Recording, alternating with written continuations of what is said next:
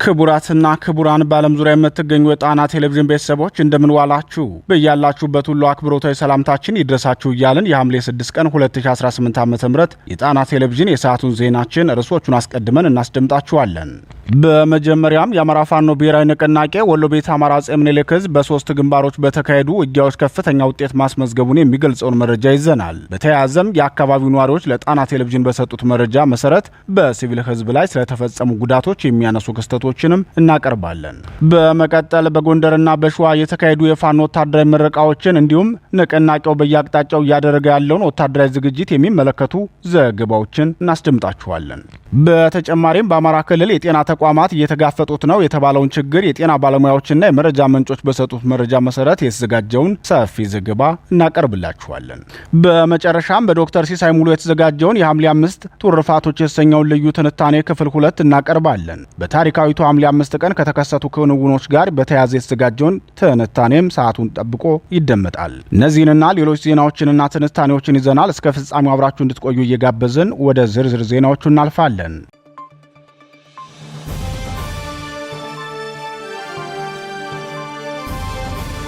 የፋኖ ተከታታይ ተጋድሎ በወሎ ቤት አማራ።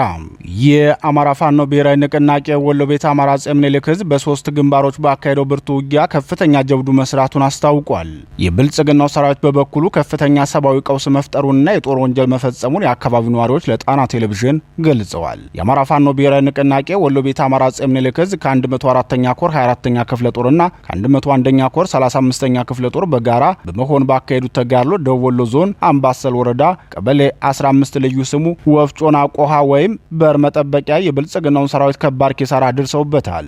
በታሪካዊቱ ሐምሌ 5 የተካሄደው የአምባሰሉ ተጋድሎ ከጠዋት 2 ሰዓት ተኩል ላይ በተጠና የደፈጣ ጥቃት ተጀምሮ የብልጽግናው ሰራዊት ከ75 በላይ አባላቱን በሞትና ከ30 በላይ ደግሞ በጉዳት ያጣበት ውጊያ ነበር። ከጥቃቱ የተረፈው የጠላት ኃይል የተበታተነ ሲሆን ሙትና ቆስለኛውን ለማውጣት ከመርሳና ጀነቱ አካባቢ ሆኖ እስከ ቀኑ 9 ሰዓት ተኩል ድረስ ወደ ህዝብ መኖሪያ ቤት በዘፈቀደ ከባድ መሳሪያ ሲተኩስ መዋሉን የገለጸው የዙ ህዝብ ግንኙነት መምሪያ በዚህም ጠላት በአራት የወራል መኪኖች የሰራዊት አስከሬንና ቆስለኛ ጭኖ ወደ መርጦና ወልዲያ አጓጉዟል ብሏል። የአፄ ምኒልክ ዕዝ 105ኛ ኮር በበኩሉ በብልጽግናው ሰራዊት ወታደራዊ አመራሮች ላይ እርምጃ በመውሰድ ታሪክ መስራቱን አስታውቋል።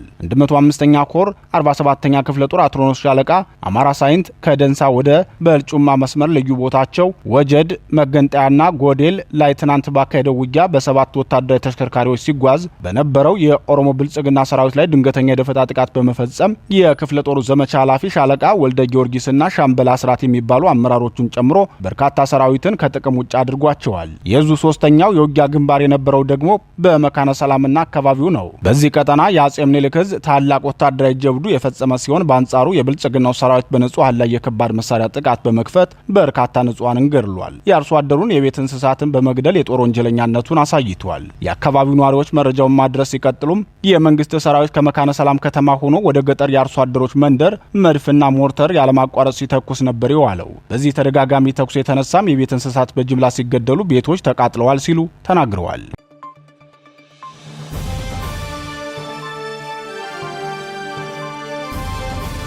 የፋኖ ወታደራዊ ምረቃ በጎንደርና በሸዋ።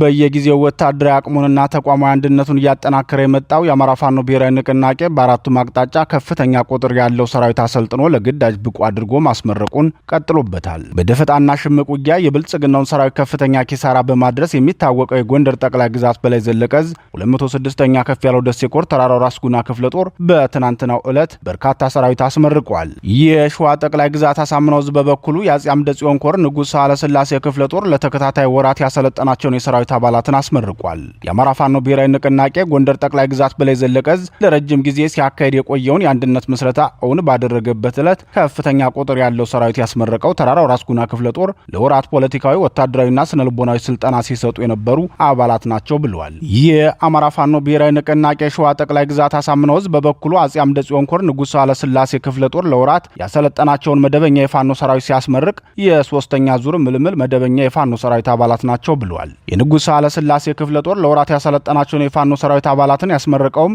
በታሪካዊቷ ሐምሌ 5 ቀን ነው። ተመራቂ የሰራዊቱ አባላት በሳሴ ክላስተር በተካሄደ የምረቃ ስነ ስርዓት የተከናወነ ሲሆን ፋኖ በዕለቱም የዙ የኮር የክፍለ ጦር እንዲሁም የተጉለትና ቡልጋ አውራጃ የቀበሌ አመራሮች ተገኝተዋል። የክፍለ ጦር ዋና አዛዥ መቶ አለቃ ደሞዝ አሽኔ ለተመራቂዎቹ ባስተላለፈው መልእክት ለስኬቱ አስተዋጽኦ ላበረከቱ አካላትም ምስጋና አቅርበዋል። በምረቃ መርሃ ግብሩ የተገኙት የዙ የፖለቲካ አመራሮች ማለትም አርበኛ መስፍን ተስፋዬና አርበኛ ሐኪም ግዛቸው ሳህለ ተጉለትና ቡልጋ የበርካታ ነገስታት መፍለቂያ መሆኑን በመጥቀስ ተመራቂዎቹ የዚህ ታሪካዊ ማህበረሰብ አካል በመሆናቸው የተሰማቸውን ኩራት ገልጸዋል። የተጉለትና ቡልጋ አውራጃ የሳሴ ክላስተር ዋና አስተዳዳሪ አርበኛ ኃይሉ ለገሰ በበኩሉ ለተመራቂዎቹ የቃል ኪዳን አደራ የሰጠ ሲሆን ለአሰልጣኞቹ የማበረታቻ ሽልማት እንዲሁም ለክላስተርና ቀበሌ አመራሮች የክብር እውቅና በመስጠት በደማቅ ሁኔታ መጠናቀቁን የሸዋ ጠቅላይ ግዛት አሳምነው ዕዝ ህዝብ ግንኙነት መምሪያ ያደረሰን መረጃ ያመላክታል።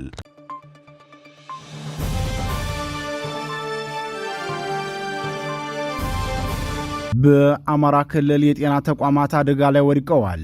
የኦሮሞ ብልጽግና መንግስት በአማራ ህዝብ ላይ የዘር ማጥፋት ጦርነት መክፈቱን ተከትሎ በተለይም የጤናው ዘርፍ አሳሳቢ ደረጃ ላይ መድረሱን ባለሙያዎችና የጤና ቢሮ መረጃ ምንጮቻችን አስታወቁ። የጣና ቴሌቪዥን ምንጮች ከክልሉ ጤና ቢሮ ባደረሱን መረጃ እንዳስታወቁት የክልላችን መንግስት ምንም አይነት በጀት ስለሌለው ለጤና ባለሙያዎች ደሞዝ ለመክፈል እንኳን ተቸግሯል። የክልላችን አብዛኞቹ ጤና ተቋማት ጓንትና ጂቢ እንኳን ማቅረብ ከብዷቸዋል ብለዋል። በክልሉ በሙያቸው እያገለገሉ ያሉ የጤና ባለሙያዎች የ6 ወራት የትርፍ ሰዓት ውዝፍ ክፍያ እንዳልተፈጸመላቸው ገልጸው ባለሙያዎቹ ክፍያው እንዲከፈላቸው በተቋማቸው ፊርማ አሰባስበው ጥያቄ ሲያቀርቡ በዚህ ሰዓት ይህን ጥያቄ ይዛችሁ የመጣችሁት ለጽንፈኛው የፕሮፓጋንዳ ድጋፍ ለመሆንና የክልሉን ገጽታ ለማበላሸት ተልኮ ይዛችሁ እንጂ ክልሉ እንኳን የትርፍ ሰዓት ክፍያ ሊፈጽም የመድኃኒት መግዣ አጥቶ መቸገሩ ጠፍቷችሁ አይደለም ተብለው በክልሉ መንግስት ባለስልጣናት ዛቻና ጫና እንደደረሰባቸው የደረሰን መረጃ ያመላክታል። የክልሉ ጤና ቢሮ ኃላፊዎች ለሆስፒታሎችና ጤና ተቋማት በውስጥ አቅማቸው ተጠቅመው ለባለሙያዎች የትርፍ ሰዓት ክፍያ እንዲፈጽሙ ትዕዛዝ ሰጥተዋል። ራሳቸውን ቻሉ ተብለው የተነገራቸው የክልሉ የተለያዩ ሆስፒታሎችና ጤና ጣቢያዎችም የራሳቸውን መንገድ ብቻ ተጠቅመው ወጥነት በሌለው የክፍያ አፈጻጸም ስርዓት ለባለሙያዎች ክፍያ ለመክፈል ቢሞክሩም የሚቻል አልሆነም። ለዚህ ደግሞ የቀረበው ምክንያት ሆስፒታሎቹና ጤና ጣቢያዎቹ ከአገልግሎት የሚያገኙትን ክፍያ በየወረዳው የሚገኘው የባዕዲን ካድሬ ለሚልሻ ደሞዝና ቀለብ አምጡ እያለ እየወሰደባቸው በመሆኑ ነው ተብሏል። በዚህ የተነሳም የትርፍ ሰዓት ክፍያ ሲፈጽሙ የነበሩ አንዳንድ የጤና ተቋማት ክፍያውን ከወራት በፊት ለማቋረጥ ተገደዋል። በክልሉ ያለው የባለሙያዎች የትርፍ ሰዓት ክፍያ አፈጻጸም ችግር እንዲስተካከል የጤና ባለሙያዎች ለወራት ጥያቄ ሲያቀርቡ ቢቆዩም ከአንድ ዓመት በላይ የሰሩበት ክፍያ ያልተፈጸመላቸው ባለሙያዎች በተለያዩ መንገዶች ድምጻቸውን በማሰማት እንዲሁም በአድማ ጥያቄያቸው ምላሽ እንዲያገኝ እየተንቀሳቀሱ ነው። በምስራቅ ጎጃም ዞን የሚገኘው የሸጋው ሞጣ ጠቅላላ ሆስፒታል ባለሙያዎች ለተከታታይ 6 ወራት የትርፍ ሰዓት ክፍያ ያልተከፈላቸው በመሆኑ ከ2 ሳምንታት በፊት በሆስፒታሉ በመሰብሰብ ድምጻቸውን አሰምተዋል ሲል የገለጸው ዋዜማ ሬዲዮ ነው። ሆኖም በዚህ መንገድ ጥቅማቸውንና መብታቸውን የጠየቁ የሆስፒታሉ ሰራተኞች በወታደር ድብደባ፣ እስርና እንግልት እንደገጠማቸው ተናግረዋል። በዕለቱ 5 የሆስፒታሉ የጤና ባለሙያዎች የታሰሩ ሲሆን ዳግመኛ ጥያቄ እንዳያነሱ ማስጠንቀቂያ ተሰጥቷቸው የተፈቱ እንዳሉም ጠቁመዋል። በአካባቢው የተሰማራው የኦሮሞ ብልጽግና ሰራዊት አመራሮች የሆስፒታሉን ጠቅላላ ሰራተኞች ስብሰባ መጥራታቸውንና ከመሰል እንቅስቃሴ የተቆጠበው ስራቸውን የማይሰሩ ከሆነ ችግር ሊገጥማቸው እንደሚችል የሚገልጽ ማስጠንቀቂያ እንደሰጧቸው የገለጹልን ምንጮች እንቅስቃሴውን አስተባብረዋል የተባሉ የጤና ባለሙያዎችም በተናጠል ዛቻ፣ ማስፈራሪያና እንግልት እንደገጠማቸው ተናግረዋል። በተመሳሳይ በሸዋ ጠቅላይ ግዛት የመሃል ሜዳ ጠቅላላ ሆስፒታል እንዲሁም በምስራቅ ጎጃም ዞን የሚገኘው የደጀን የመጀመሪያ ደረጃ ሆስፒታል ባለሙያዎችም በኦሮሞ ብልጽግና መንግስት ወታደራዊ አዛዦች ከፍተኛ ጫና እየደረሰባቸው መሆኑን ተናግረዋል። ጥያቄያቸውን በሰላማዊ መንገድ ቢያቀርቡም ከዛቻና ማስፈራሪያ ውጭ አጥጋቢ ምላሽ እንዳልተሰጣቸው ገልጸዋል። እዚህ ቀደም የሰሩበት የትርፍ ሰዓት ክፍያ ካልተከፈላቸው አገልግሎቱን መስጠት እንደሚያቆሙ የሚገልጽ የበርካታ ባለሙያዎችን ፊርማ ባካተተ ደብዳቤ ማሳወቃቸውን ተከትሎም ማስፈራሪያ እንደደረሰባቸው ገልጸዋል። በክልል ደረጃ የትርፍ ሰዓት አገልግሎት እንዲቋረጥ አስተባብረዋል የተባሉ የጤና ባለሙያዎች የመጨረሻ የማስጠንቀቂያ ደብዳቤ እንደደረሳቸው ታውቋል። በዚህ የተነሳም በክልሉ የሕክምና አገልግሎት ሁኔታ እያሽቆለቆለ መምጣቱን የገለጹት የጤና ባለሙያዎቹ ብዛት ያላቸው ባለሙያዎችም ስራቸውን እየለቀቁ መሆናቸውን አስረድተዋል። ይህም የአገልግሎት አሰጣጡ እንዲስተጓጎል እንዲስተጓጎልና ታካሚዎችም ለእንግልት እንዲዳረጉ ምክንያት ሆኗል። በአዊ ብሔረሰብ ዞን የሚገኘው አገው ግምጃ ቤት የመጀመሪያ ደረጃ ሆስፒታል ከነበሩት 12 የሕክምና ባለሙያዎች ግማሽ ያህሉ ስራቸውን ለቀው ሄደዋል። በአንዳንድ የሕክምና ጣቢያዎችም የሐኪሞች ቁጥር በከፍተኛ ሁኔታ በማሽቆልቆሉ አብዛኛው አገልግሎት በነርሶች ብቻ እየተሰጠ እንደሚገኝም አብራርተዋል። በአማራ ክልል የጤና ባለሙያዎች በትርፍ ሰዓት አገልግሎት ለማቆም ማስጠንቀቃቸውን ተከትሎ የጤና ሚኒስትሯ ዶክተር መቅደስ ዳባ ከጤና ባለሙያዎች ጋር በቪዲዮ ኮንፈረንስ ባደረጉት ውይይት የትርፍ ሰዓት ክፍያ መቆራረጥና ወጥ ያልሆነ የአከፋፈል ስርዓት መኖሩን አረጋግጠው ሆኖም ተረጋጉ ይከፈላችኋል ብለው አጭር ምላሽ ብቻ መስጠታቸው ተነግሯል። በአንጻሩ በኦሮሚያ ክልል የጤና ባለሙያዎችና ተቋማት ተገቢው ጥቅማቸው ተከብሮላቸው ስራቸውን እንዲሰሩ የክልሉ ርዕሰ መስተዳድር አቶ ሽመልስ አብዲሳ መመሪያ ሰጥተዋል።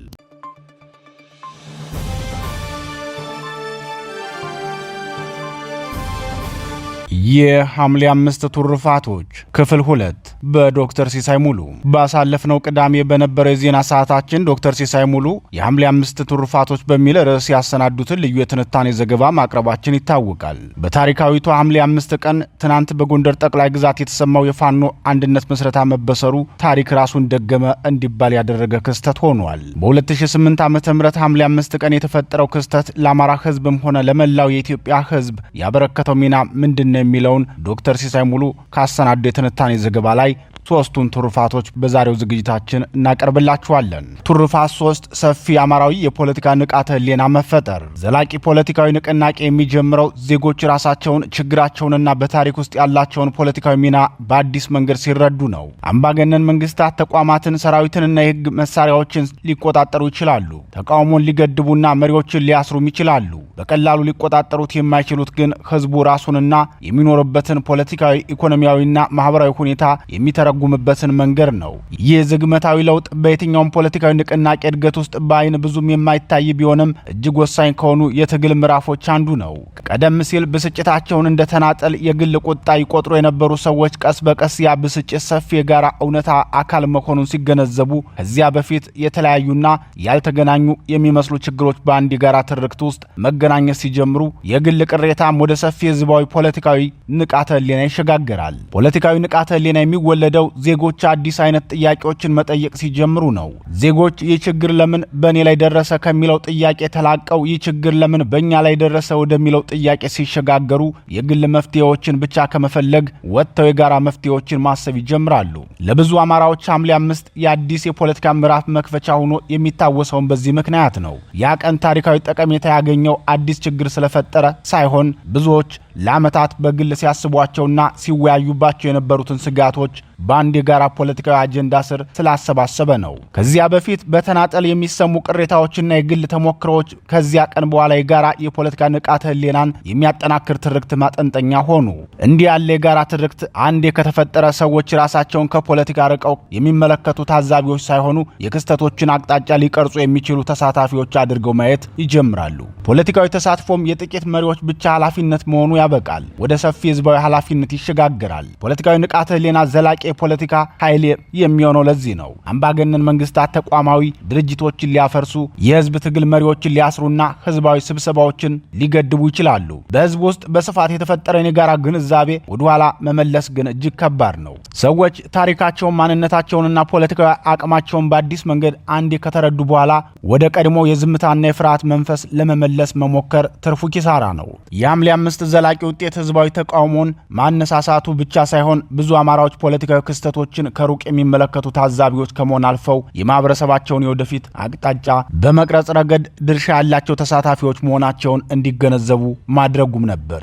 ስለዚህ ከሐምሌ 5 ዘላቂ ውጤቶች አንዱ ህዝባዊ ንቅናቄን ማነሳሳቱ ብቻ ሳይሆን ብዙ ሰዎች ፖለቲካዊ ክስተቶችን ከሩቅ የሚመለከቱ ታዛቢዎች ሳይሆኑ የማህበረሰባቸውን የወደፊት አቅጣጫ በመቅረጽ ረገድ ድርሻ ያላቸው ተሳታፊዎች መሆናቸውን እንዲገነዘቡ አስተዋጽኦ ማድረጉ ነበር። ትሩፋት 4 ያለ ህዝብ ተሳትፎ የሚያሸንፍ ንቅናቄ የለም። በየትኛውም የህዝብ ትግል ታሪክ መሪዎች ትግልን መለኮስና ማቀጣጠል ቢችሉም የትግሉ ጣፈንታ የሚወሰነው በሁሉም ህዝብ ተሳትፎ ይሆናል። የዓለም ታሪክ የጥቂት ግለሰቦች ታሪክ ነው ይባላል። የአድዋን ድል ስናስብ አፄ ምኒልክን እንደምናስበው ሁሉ ሌሎች ታሪካዊ ክስተቶች ብዙውን ጊዜ በጥቂት ታዋቂ መሪዎች ስም ሊታወሱ ይችላሉ። ሆኖም ታሪክን በዚህ መንገድ ብቻ ማስታወስ ከሁሉም የበለጠውን መሰረታዊ እውነት ሊያደበዝዝ ይችላል። የትኛውም ፖለቲካዊ ንቅናቄ በየትኛውም ግለሰቦች አቅም ብቻ አይሳካም። ንቅናቄዎች የሚጸኑት ተራ ሰዎች ትግሉ የእነርሱም ትግል መሆኑን ሲቀበሉ ብቻ ነው። ኮሎኔል ደመቀ ዘውዱ እምቢ ማለታቸው የዚያ ቀን ወሳኝ ክስተት እንደነበር ጥርጥር የለውም። ያ እምቢታ የአንድ ሰው ብቻ ሆኖ ቢቀር ኑሮ በጭቆና ዘመን የታየ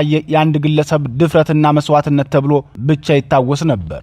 ያንን ክስተት ወደ ሰፊ ታሪካዊ መታጠፊያ የለወጠው በዙሪያቸው የነበሩ ሰዎች የሰጡት ምላሽ ነበር።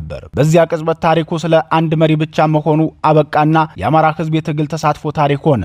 ይህ የዘላቂ ፖለቲካዊ ንቅናቄዎች መሰረታዊ ባህሪ ነው። መሪዎች ሕዝብን ወክለው ቅሬታዎቹን ሊያሰሙ፣ ተስፋ ሊያነሳሱና አቅጣጫ ሊያሳዩ ይችላሉ።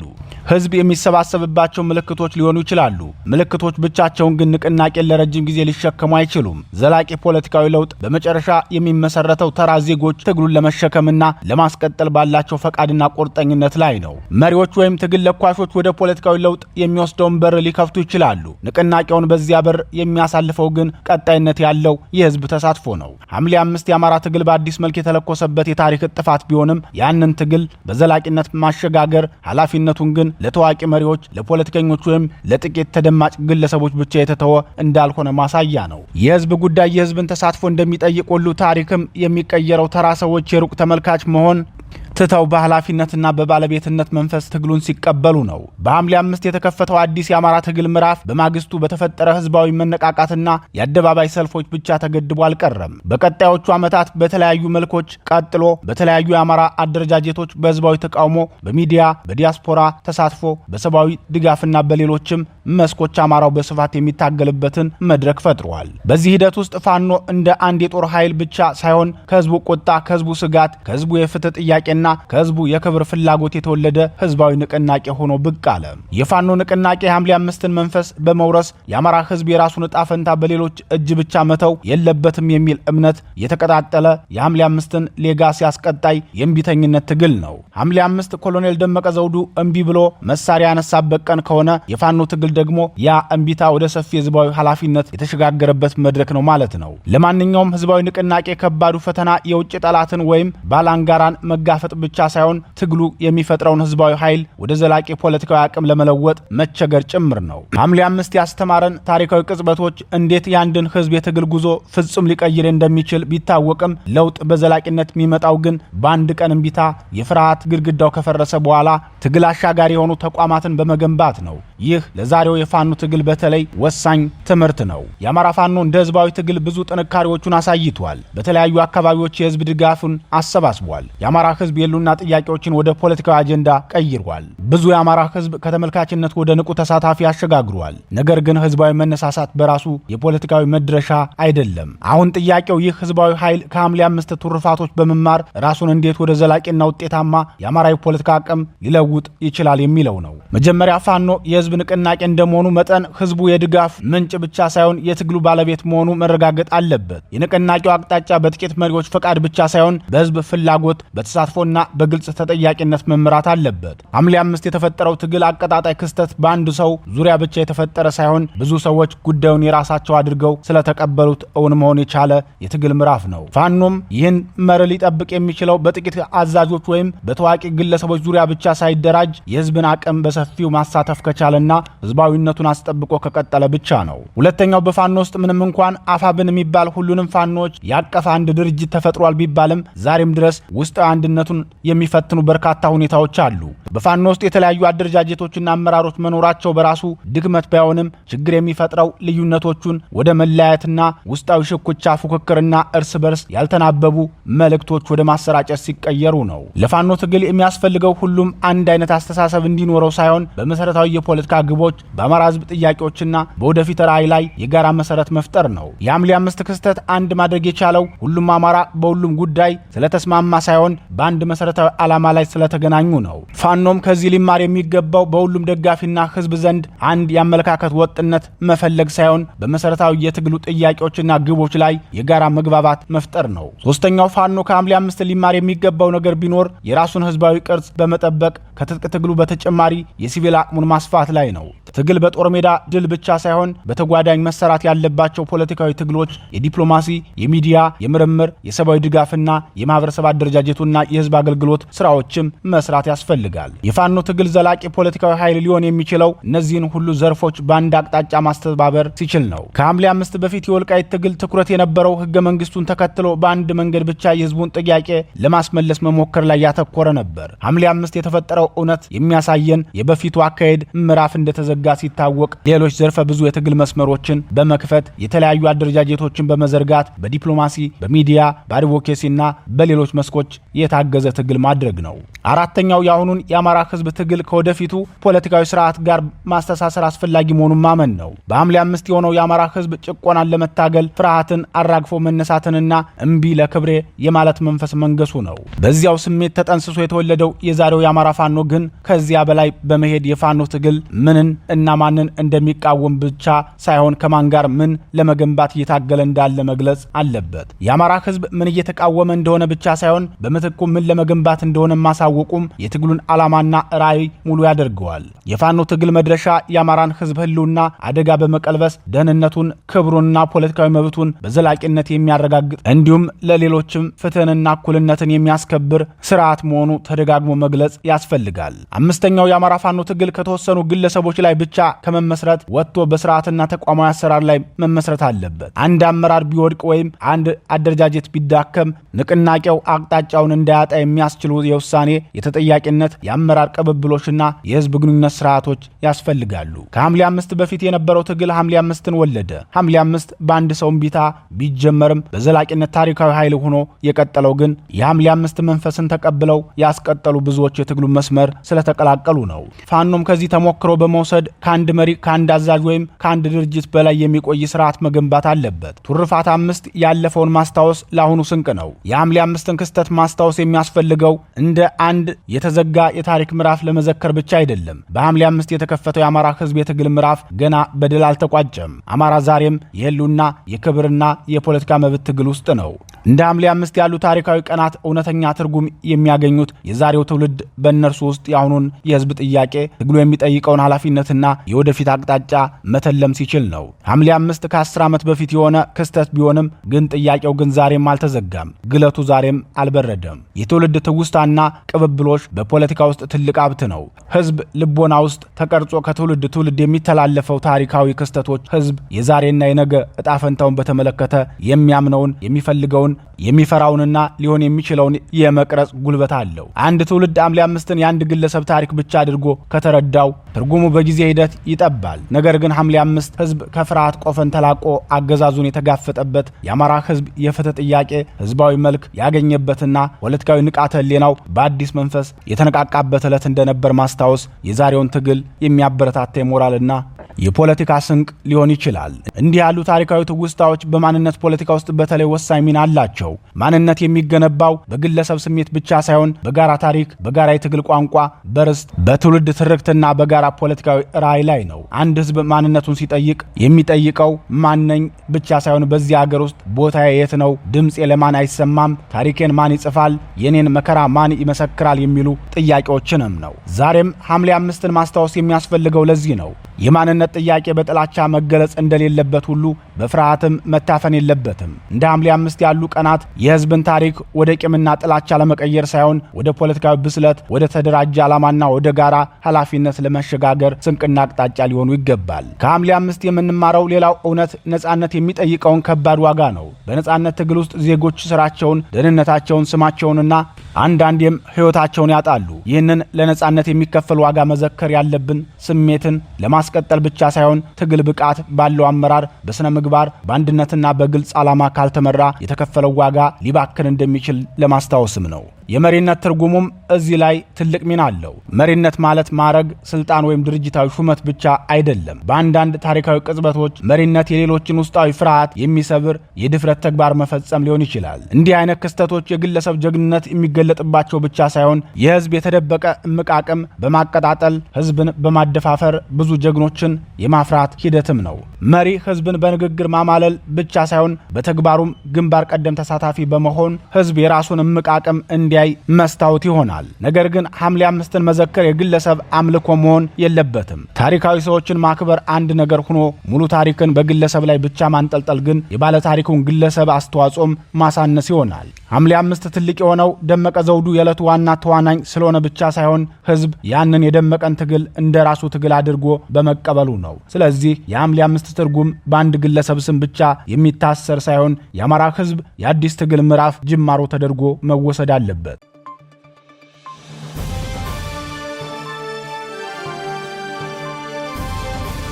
የተወደዳችሁና የተከበራችሁ የጣና ቴሌቪዥን አድማጭ ተመልካቾቻችን በምሽቱ የጣና ዜና ወጃችን እስከምንገናኝ የሰዓቱ ዜናችን በዚህ ተጠናቀቀ። ጤና ይስጥልን።